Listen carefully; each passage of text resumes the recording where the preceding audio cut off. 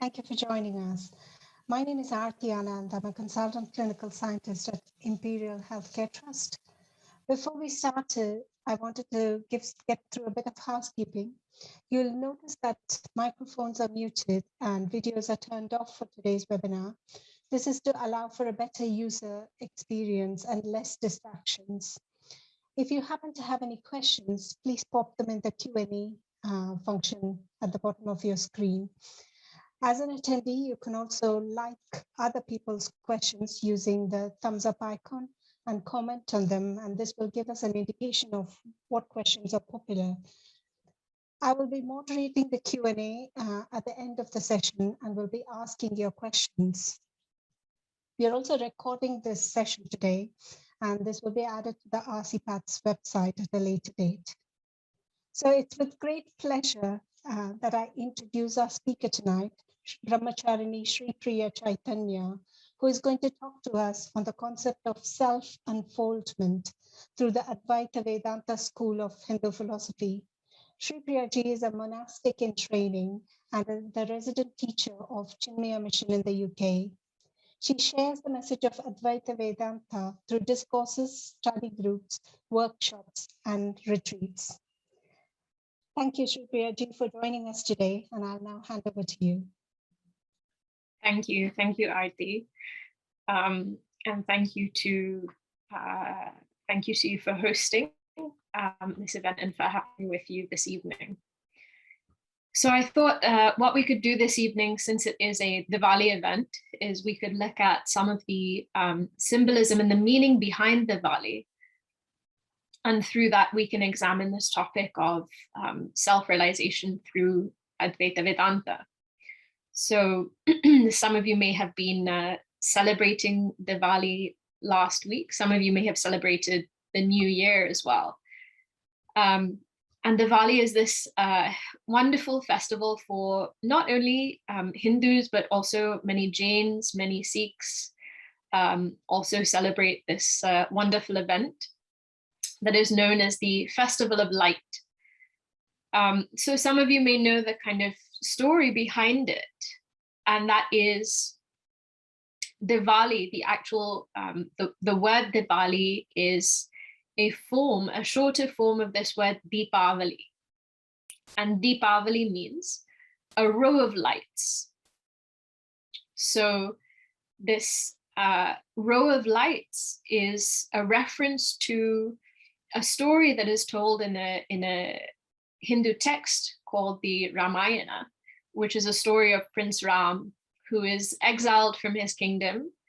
And upon his return after 14 years of exile, the citizens of the city, they light lamps outside their homes to guide his path, his way back to the city. And so this is the kind of, this is the story of Deepawali, the overarching significance being that it is a return to oneself. And the very simple significance being that it's a festival of light, where light triumphs over darkness, where good triumphs over evil. This is generally how you will hear the message of all Hindu festivals, as being the triumph of good over evil, light over darkness. But there is a very special significance to this, and that is in what we refer to as Sanatana Dharma, which is the overarching term for these many traditions that are encompassed within what is today referred to as Hinduism. For the most part, across traditions, light is symbolic of knowledge, and darkness is symbolic of ignorance. And therefore, the significance of these festivals is that knowledge is triumphing over ignorance, that knowledge is displacing ignorance for each person. And by that, each person is able to gain fulfillment and contentment within their own life. So hopefully we'll have time towards the end to talk a little bit about knowledge of what kind of knowledge. But before that, we can think a little bit or examine a little bit of the significance of Diwali. So Deepawali is a festival of 5 days, sometimes 6 days, that is celebrated. And the idea behind it is you have this story, which is depicted in, again, various texts, ancient texts. And it sounds like a very sort of fantastical story. And whether or not we say that it really happened, it really took place, is almost secondary, because really what many of these stories are trying to communicate is a deep symbolism. So this particular story behind many of the significances of the days of the Deepawali is a story of a churning of the ocean. So there is said to be a milky ocean, an ocean made of milk. And that ocean was churned in order to reach some nectar, the nectar of immortality, which was said to be available at the bottom of this ocean. So this churning goes on for many days. And what's very interesting is, in the process of this churning, so on either side you have sort of celestial beings on one side, and on the other side you have these sort of demonic beings, if you like, essentially a representation of positive and negative tendencies within each person. So this churning of the Milky Ocean is going on. And as they churn, various things appear from the depths of this ocean to either be enjoyed or to be discarded by those who are there. So what's very interesting is the first thing that comes out is poison. And after that, various rewards or various positive things and entities come out of that ocean. And this is symbolic and is a very kind of,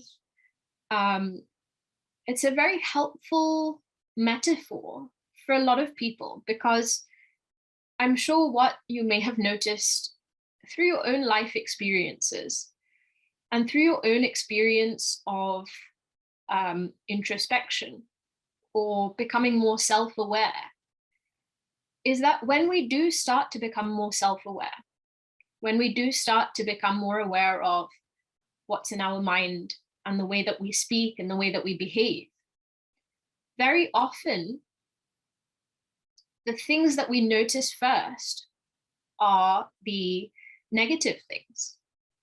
Our tendencies towards, maybe it's anger or jealousy or any kind of negative tendency. So those are the things that come out first. And sometimes what happens is somebody begins this introspection and starts to see that, wow, there are a lot of negativities within my mind, becomes discouraged, and sometimes stops that process of self-examination. But what the story of the churning of the ocean depicts is that for those who can continue that process, in spite of poison being the first thing that comes out, there are incredible rewards and there are incredible benefits to be gained by continuing on that path of self-inquiry and of continuing those practices of self-examination.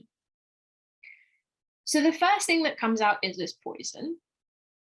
And after that, there is a deity who emerges, who is said to be the deity of Ayurveda. So Ayurveda is the classical Indian science of health and medicine. And this is one of the entities who comes out of this churning of the Milky Ocean. And what's interesting is if we look at each of the days of Deepawali, what we see is that each day there is something more for us to appreciate in our own lives. Each day there is something for us to be grateful for. And the first thing that we are grateful for is our physical body and good health. That is the deity who is kind of celebrated on the first day of Deepawali.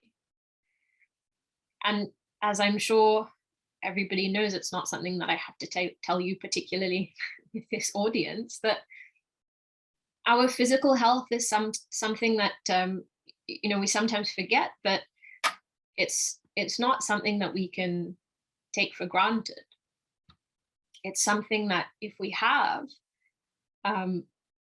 hopefully we can feel immense gratitude for the fact that we have good health. But even more than that, it is a simple gratitude for our body. Our relationship with our bodies can be so complicated. And we can impose all sorts of ideas on our body. And it's sometimes very difficult to see our bodies for what they are, because our identity is so tied up in our body. But what this first day of Deepawali hopefully helps us with is just to be grateful for the fact that we have a body, to live in this world and to experience the world and to act and achieve in this world also. So there, the idea is to really be grateful and hopefully not to impose any sort of judgment on our bodies, but to see it as it is. And particularly in the Advaita tradition, the non-dual tradition, the body is seen as an instrument. The body is actually not central to our identity at all. The body is quite external to who we actually are. And therefore, it is encouraging us to have a good relationship with our body, but also not to become too caught up in the body and what's happening within it, because it's just a frame. It's a temporary home. What's very common to all schools of philosophy within the Sanatana Dharma tradition, within the Hindu tradition, is there is an acceptance of this idea of reincarnation. Right? So the idea that we live many lives, and this particular life that we are living now is one of many. And therefore this body is one of many that we have had, that we may have in future. And so hopefully we are encouraged again to see it as an instrument, to take care of it, but not to become too preoccupied with what it is and how it looks, especially. So this is one idea. Now, of course, there are so many other considerations to kind of bear in mind here, but seeing as we have limited time and we want to kind of cover all the significance, we can come back to it if necessary. So this is the first day. The second day is celebrated in a couple of different ways. But here, there is a story of 16,000 princesses who had been kidnapped, being captured, and on that particular day, second day of Diwali, is said to be the day on which they were freed. There is a lot of stories, there's a lot of symbolism within the tradition. Sometimes the stories are quite confusing because there's a lot of stuff happening, but they are so rich in symbolism and in meaning. Hopefully the kind of gist of that is coming across. I hope it doesn't seem too sort of fantastical or anything like that. But the idea here is that we are celebrating on this particular day, as I mentioned the story of these 16,000 princesses, they are freed from their captor, and they are freed by Krishna, who, as you may know, is a sort of form of God who is widely accepted within the Hindu tradition, widely accepted and worshipped. And when they are freed by him, simultaneously in all their minds, the desire to marry him arises. So they all have this desire all at once. And being a form of God, he recognizes their desire and he grants their desire, right? So he says, fine, you can all 16,000 of you marry me. So many people say that that very fact that he had 16,000 wives proves that he is God. We find it difficult enough to imagine it managed with one other person in our life. In any case, the idea here is we all have desires in life, right? We are all living with our body, we're experiencing this world, and we all have desires. We have desires that we fulfill on a daily basis. We have desires that span weeks or months or even years. But we all have desires. And the idea here with this particular day is to recognize that we are not always wholly responsible for the fulfillment of our own desires. That there are so many other factors that come into play when we are trying to act and to achieve in this world, right? If you work in a team, you know that whatever your team achieves is not possible with just one person working. We need everybody's input. We need everybody's contribution. And in the same way, on a personal level, or a personal level, at the level of the community, at the level of society, there is a limit to what we can achieve alone. But there is huge scope for achievement if we are able to, one, work together, but also to recognize that we are not the sole contributors in achieving our desires in life. And then again, the result of that is a sense of gratitude. To be grateful for all the seen and unseen contributions that we have received that have allowed us to reach where we are. So this is the second day. The third day, and what is most kind of commonly known to be associated with this festival of Diwali, is the worship of goddess Lakshmi. So Lakshmi is the deity of wealth, and she is worshipped on the main day of Diwali. And very often when we hear wealth, we think immediately of financial or material wealth. But of course, from the standpoint of the individual, we all need a lot more than material wealth to get by in life. So what is said is that we are able to live a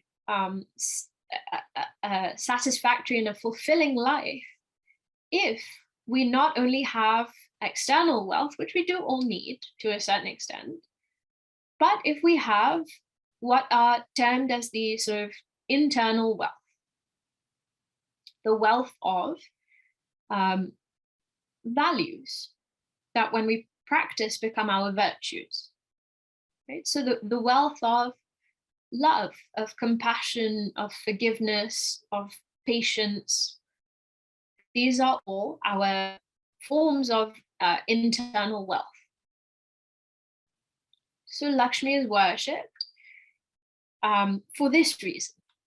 One, to express gratitude for all the wealth that we do have. But second, to pray that we are empowered with this internal wealth in our life that allows us to become positive contributors to society, that allows us to do good, that allows us to make a positive difference around us, that allows us to spread kindness and love rather than any of those negative emotions. So this is the significance of the day of Deepawali on which Lakshmi, the goddess of wealth, is worshipped. So this is the third day. And the fourth day is, again, a story relating to Krishna. I know we're going through a lot here, but I hope the symbolism is coming across. So the fourth day is a story relating to Krishna, where there is an incident in his childhood. He is living in a village with his family and friends, etc. And there is one day this huge kind of deluge of rain. And it's just not stopping. So what happens is Krishna is said to lift a mountain on his sort of finger. And underneath that mountain, everybody huddles and they all get shelter from the rain. So again, it's a very sort of fantastical story. How can a small boy lift a mountain on his finger? But again, the important thing behind it is the significance, the symbolism. And there is this very important idea that all of us in our life are able to take refuge with God. So now, whether you accept the idea of God or not, the idea of refuge we all, I think, know and appreciate. That when things get tough and when we are finding it difficult to cope with what's happening in life, we all seek refuge somewhere or the other, right? For some people, it is in a place that they like and that they feel at peace or they feel at home. For some people, it is a particular person. Maybe it's a relationship where we seek refuge from what's going on outside. So it can be, different things for different people. But the idea for Hindus particularly is that we can take refuge in God. So this is the fourth day, and then the final day is said to be, so there is a new year that is celebrated for certain parts of India. And the final day is a day on which this relationship between brothers and sisters is celebrated. So this is a very quick overview of the symbolism of and the meaning of Deepawali. And in the context of the Advaita Vedanta tradition, which is the other title that was given to today's session, what Deepawali serves as I said at the beginning, the kind of overarching symbolism of this festival is the triumph of light over darkness, right? And meanings, knowledge over ignorance. So here, when we ask the question of what does it mean, specifically through the lens of this non-dual tradition, to achieve fulfillment or to achieve self-realization, the very short answer to that is to know oneself. That is where ultimate fulfillment is to be attained, in knowing oneself. So now usually when we think of knowing ourselves, we think of A, the experiences of our body, the history of our body, B, our mental or intellectual tendencies, or C, how we are defined by external people or places or objects. So we think of ourselves, for example, as somebody's partner, or somebody's parent, or somebody's child, or somebody's sibling. Okay. If we were each asked to identify ourselves, what are the different ways in which we do so? So, of course, the first thing that we say is our name, right? So name, maybe age, maybe where you're from. All of these are the details or the information that we use to introduce ourselves. And then further than that, when we are forming relationships or deepening connections, we share our thoughts, we share our preferences, we share our ideas, we share our beliefs, we share our convictions. So either we're sharing some information about how we relate to the world around us, or we are sharing some information about the experiences our body has been through. So how old it is, what name it's been given, where it's from. Or we share something about our internal workings, meaning something about the tendencies of our mind or intellect. And the idea in Advaita, in this non-dual tradition, is to recognize ourselves as different from all of those things, to recognize ourselves as different from our body, to recognize ourselves as different from our senses, from our mind and intellect, and to recognize ourselves as what we can call consciousness. Not, when we say consciousness, not consciousness related to a particular object or a particular knowledge or a particular thought, but consciousness free from objects. So this is now getting into sort of deep philosophical thinking with regards to this tradition and this school of thought.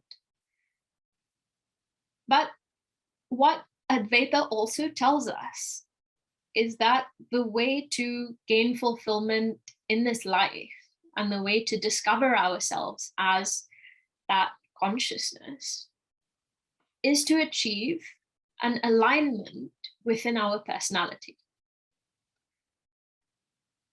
What that means is, generally speaking, there is a disalignment within each of us. And how this is defined is, there is, to a greater or lesser extent, to greater or lesser intensity, there is this sort of tussle that is taking place within each of us. As we make choices in our life, as we have different experiences, as we act and live in this world. And that tussle is between our desires and our knowledge, to put it very simply. That on the one hand, we have our preferences as to how we would like to live in and experience this world. And on the other hand, we have an understanding of what the ideal way to live in this world is. And when they match, that's great. But very often what happens is there is a misalignment between the two. So part of me wants to act in a particular way, but part of me is hesitating to do so because I know that it's not necessarily the best way to act. Part of me wants to react to a situation, and the other part wants to wait and respond in a thoughtful, intelligent manner. And as long as we are living with this conflict within each of us, what is said is we will, one, lose out on potential kind of efficiency and productivity within the world, or sort of acting in the world. But second is we ourselves will not be at peace, right? We won't be at peace within ourselves. And therefore, what we want, or what would benefit us, is to achieve an alignment between these two sides of ourselves, which are named in this tradition as the mind and the intellect. So the mind is that part of us, which is where our desires and our preferences and our likes and dislikes express. And our intellect is the locus of our knowledge and our understanding and our convictions. And what is said in many scriptures, particularly in the Bhagavad Gita, which some of you may know, but also in various other texts, is that the ideal way to self-realization is to bring about an alignment between our mind and intellect. What that doesn't mean is setting aside our convictions to live for our desires. What it does mean is setting aside our desires to live according to our convictions when they are in conflict, right? Also with the caveat that those convictions are formed on the basis of deep thinking and a clear understanding of ourselves and of this world, and of right and wrong, right? If our convictions are aligned in such a way, then we are able to, when we are able to live according to those convictions, we are able to reduce some of that internal conflict, and we are able to act much more efficiently and productively in the world. Essentially, what it means is we are in this ideal situation where this, person's personality is completely aligned. That in my intellect, I have an understanding of what's right. My desire is to live according to what is right. And with my body and senses, I act according to that conviction and that desire.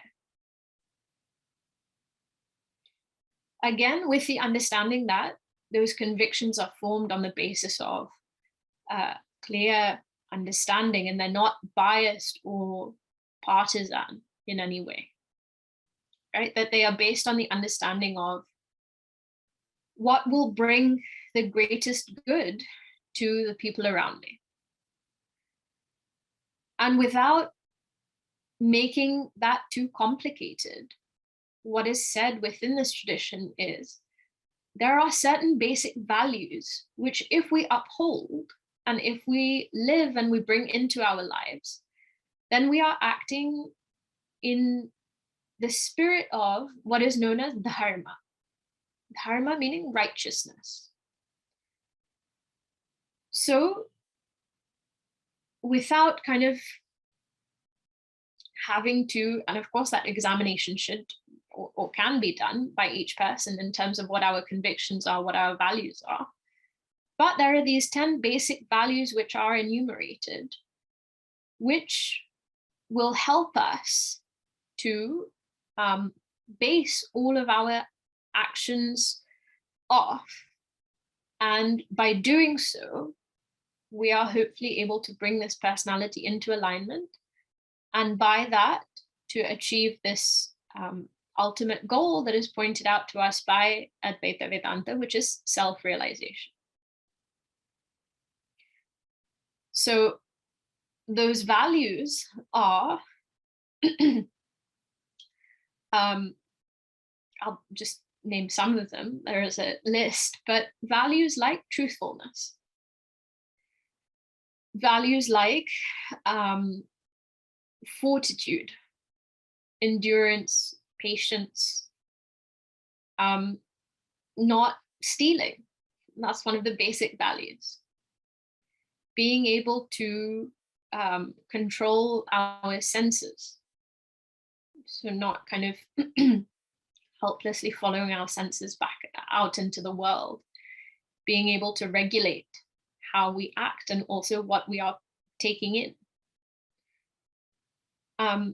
So these are the sort of basic values that if we live, then we are living in accordance with dharma.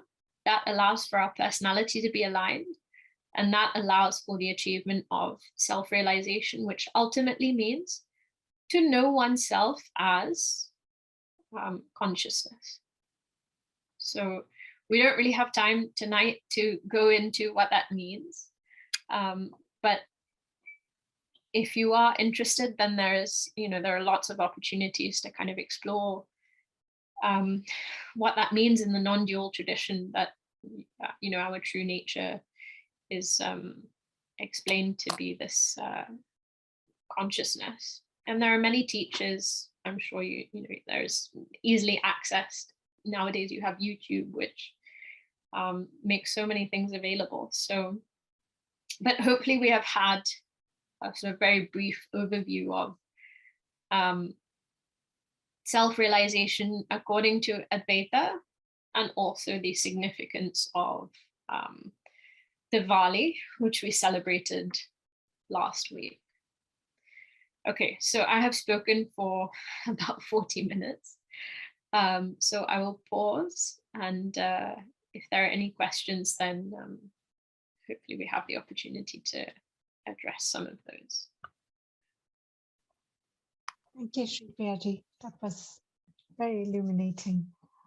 While we wait for, if anybody has any questions, please do use the Q&A function to ask them. But I'll start with a few we have here. One of them was, I really like what you said about values, when we practice them, become virtues. It's a lovely concept to hold in your mind. But I wonder if you could point to some practical ways of getting to that point. Of practicing values? Yes. So I think one way to do it is to just choose one which we feel is very important, and to commit ourselves to the practice of that value. It doesn't mean that we have to kind of make a list of 15 or 20 values and then pressure ourselves into trying to uphold those every minute of every day, because undoubtedly there will be moments where we falter. So I think to make things easier for ourselves, and in terms of kind of thinking of it practically, we can, maybe it's a question of just choosing one and saying, okay, I think truthfulness is important, and therefore just trying it out, like for a day, right? For this one day, I will not be untruthful at all, right? And making that commitment. It's a lot like exercise, right? Exercise for the body. Exercise isn't necessarily something that comes naturally to everyone. I know it doesn't come naturally to me. But when I'm disciplined about it, and I make myself do it for a few days in a row uncompromisingly, then I know how easy it is to kind of carry on after that. When you have a break and you stop and then you have to start again, it's a lot harder to to get that momentum going. So I think it one way of doing it is this, that you just kind of pick one which you really value. And also a nice way of thinking about it is, what would I really value in my interactions with other people? What do I wish that people would hold in their minds whilst they are interacting with me? Maybe you just want everyone to be honest with you. Maybe you want everyone to be patient with you. Maybe you want, we all have we may have some desire like that. And I think a really nice way is to take a hold of that particular value and to try and practice it, whether it's within a particular time frame, or to say that with this person with whom I have a tendency of drifting away from that value in my interactions with them, I'm going to try extra hard with this person to be patient, because I normally do lose my patience with them. So there are various ways of doing it. And I think it's a question of practice until it becomes, until it does become natural, until it becomes part of our personality. You also mentioned arriving at your convictions with exercising deep reflection, and I know meditation is often one way of pursuing that. Do you have any practical tips or courses or anything that you could direct us to start on the journey of meditation? So meditation is so popular and is a really great tool. I think meditation, as per the non-dual tradition, will be quite different from meditation as we think of it in the sort of popular sense of the word. I know there are kind of great apps and teachers that have these very short practices which you can build on. One really easy thing to do is to practice what we call a kind of body scan, where you sit down and you just mentally sort of focus on different parts of your body, and it's a way of kind of focusing your attention completely. And so you complete that kind of head to from your toes to the top of your head. A lot of also practice involves the breath. And one of the simplest, without going too deep into sort of techniques of breathing, one of the simplest things that we can do is to simply just sort of close our eyes, sit down, and just watch our breathing. Just be aware, just to observe the breath. And those are both kind of very simple ways of practicing maybe what you would call closer to mindfulness, but are nice entryways into the practice of meditation. Some questions I'd like to read out to you. A question from Sean is, virtues like righteousness and justice are important. How do you practice this without suffering, anger, or frustration? Sometimes those feelings give strength to continue. I think there is a you do come across this idea of sort of a righteous anger, or this idea that anger or frustration can be helpful in trying to seek justice. And I do think it is a very powerful motivating force. It can be a very powerful motivating force. But saying that, it is said that these types of emotions often take more than what they give.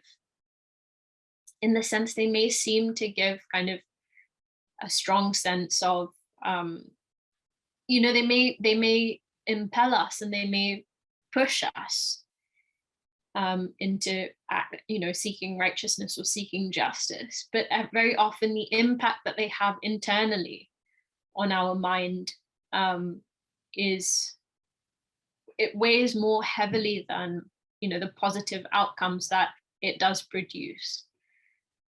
So very often what's said is, if we can find a basis for justice and for righteousness in understanding and in compassion, rather than in anger or frustration, one is the mind will hopefully be clearer in acting upon those values, but also that motivation hopefully will also last longer than if it's out of anger and frustration. This very well-known sort of anecdote comes to mind of a Buddha speaking about the nature of anger and saying that it's like holding on to a burning coal and expecting someone else to get burnt. This is how he speaks of anger. And it no doubt is powerful, but it is often said that there are more positive ways for us to motivate ourselves to act in the interests of righteousness and justice.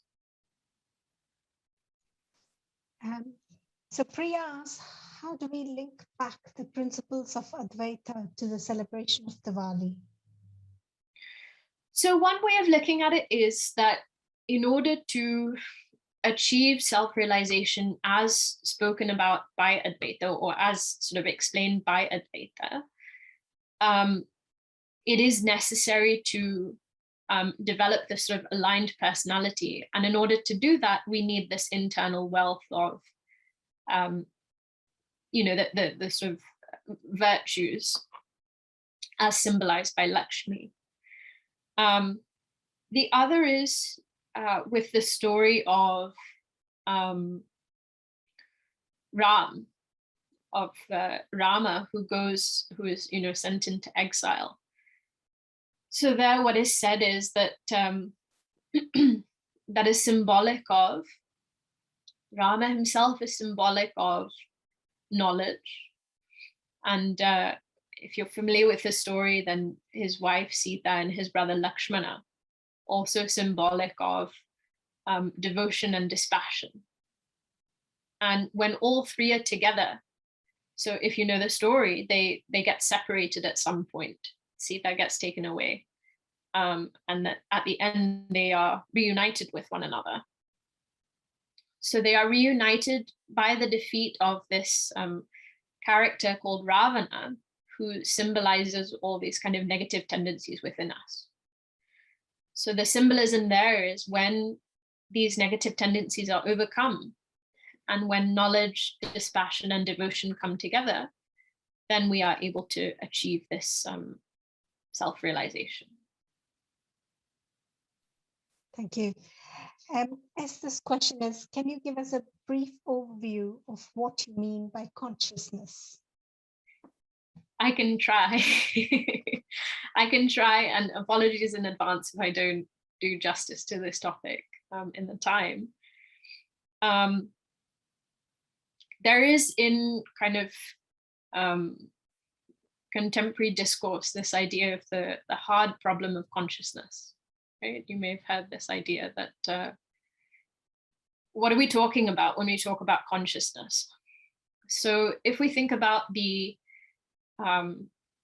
human body, as per my understanding, again, I'm not a scientist, so I hope this is accurate, but as per my understanding, science posits that consciousness is a result of matter, that the result of our bodies being built as they are, and the result of the brain functioning in the way that it does, is that we become conscious. Right? So without the body, in other words, without the body or without the brain, one cannot be conscious. And that's true, right? We need the brain to be conscious, to be aware. But according to Advaita, what is said is we are not aware, we don't have awareness as a result of our physical body. That awareness is what enables the body to express life, not the other way around. And so when we say consciousness, it is not to be conscious of something, which we are all familiar with, right? So we are conscious of our external surroundings. We are conscious of our body.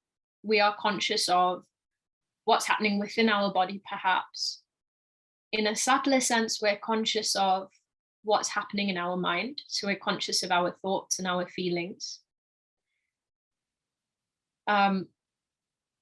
That which is allowing us to be conscious of all these various things, which is not limited to any of these objects of consciousness, is this consciousness principle.